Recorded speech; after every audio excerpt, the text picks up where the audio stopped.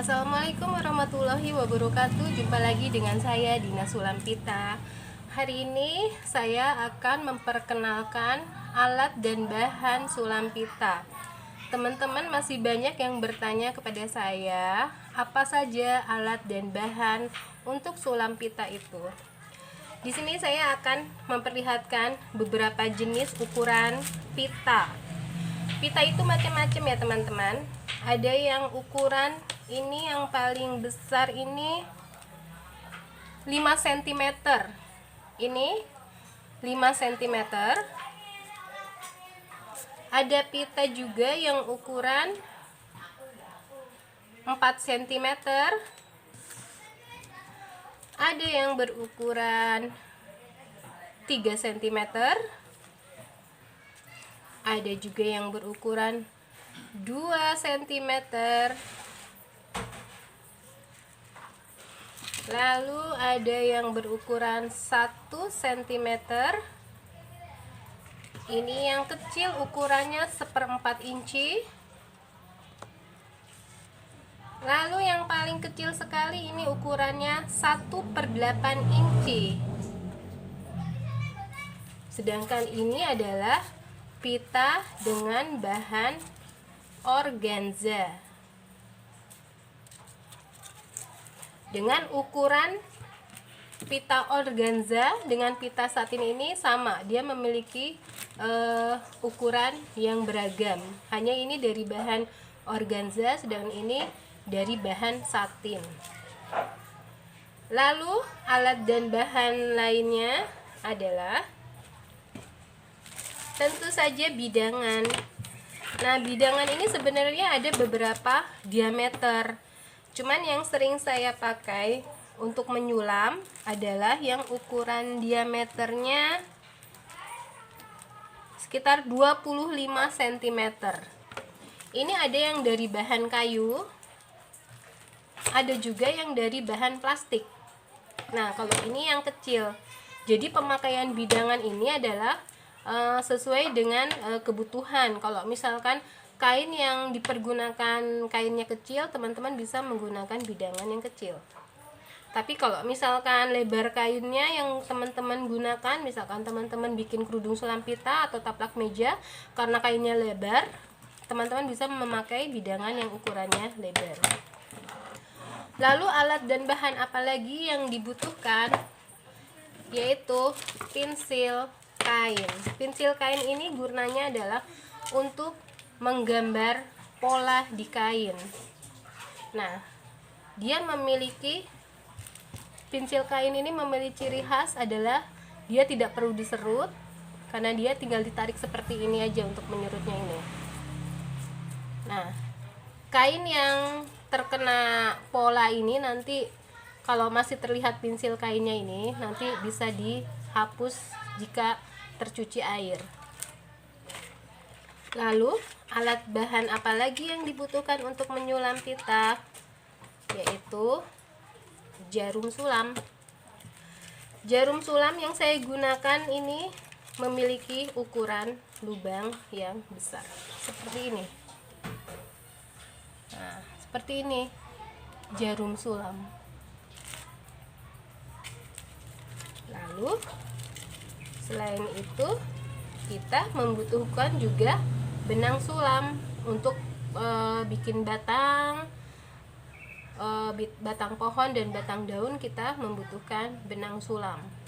Benang sulam yang teman-teman siapkan bisa macam-macam warnanya, ada yang warna hijau dan warna-warna lainnya. Lalu kita juga tentu saja membutuhkan gunting untuk memotong. Setelah itu korek gas. Korek gas ini fungsinya adalah untuk membakar ujung pita supaya tidak brodol. Nah, teman-teman, kalau misalkan kesulitan, saya sudah menyiapkan paket alat sulam pita di kain kerudung. Ini harganya segini, 100.000 rupiah. Kainnya ini nanti sudah saya pola. Nah, sudah saya pola seperti ini. Jadi nanti teman-teman tinggal menjahit saja. Nanti tutorialnya saya bikin di sini. Nanti sudah saya gambar pola seperti ini kainnya. Lalu isiannya adalah 1 buah bidangan seperti ini, 2 buah pita satin ukuran yang 1 inci tadi, 1 cm tadi. Ini nanti untuk membuat bunga. Lalu pita ukuran 1/4 inci untuk daun, benang sulam, pita ukuran 1/8 inci untuk membuat putik, dan 2 buah jarum sulam. Nah, seperti ini. Ini ada 2 jarum sulamnya nanti ya. Hasil yang diharapkan setelah menyulam di kain kerudung nanti adalah seperti ini hasilnya. Ini prosesnya untuk sulam pita pemula sangat mudah sekali, hanya menggunakan teknik tusuk lurus saja.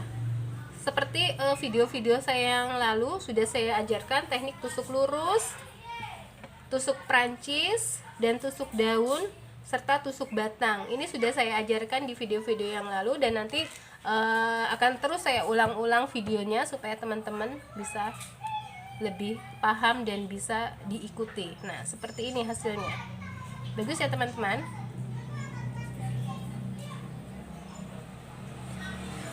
Banyak dari teman-teman yang bertanya juga, apakah pita-pita dengan berbagai ukuran ini cara memasukkan pita ke jarumnya bagaimana?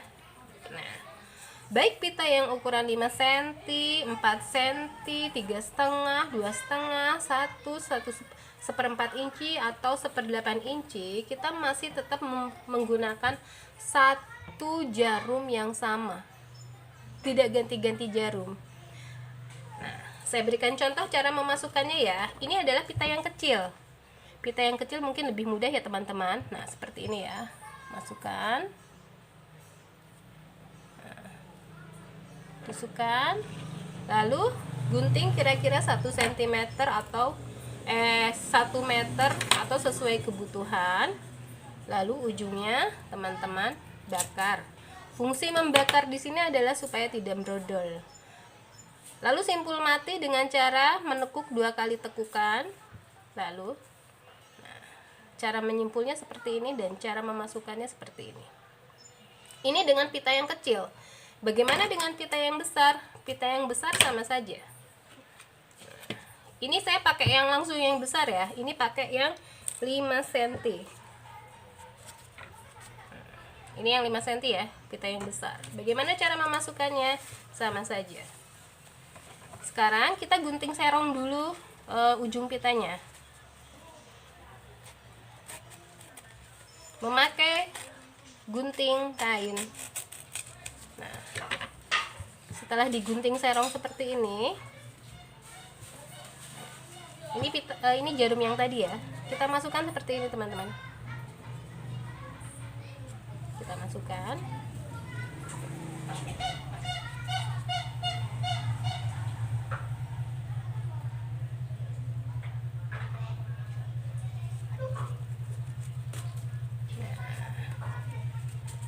Ini lalu kita tusukkan, tarik.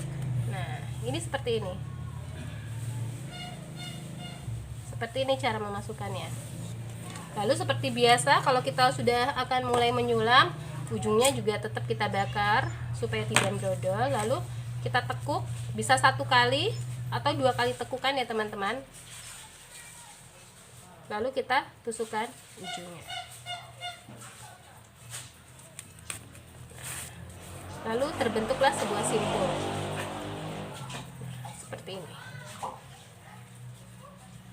Ini dengan menggunakan pita yang besar. Sekarang kalau untuk menggunakan pita yang biasa, yang ukuran, kalau yang ukuran biasa ya lebih biasa lagi, tetap aja kita memakai pita yang sama. Ini pitanya ukuran 1 cm, sama saja. Nah, seperti ini teman-teman. Lalu tusukkan seperti ini, sret.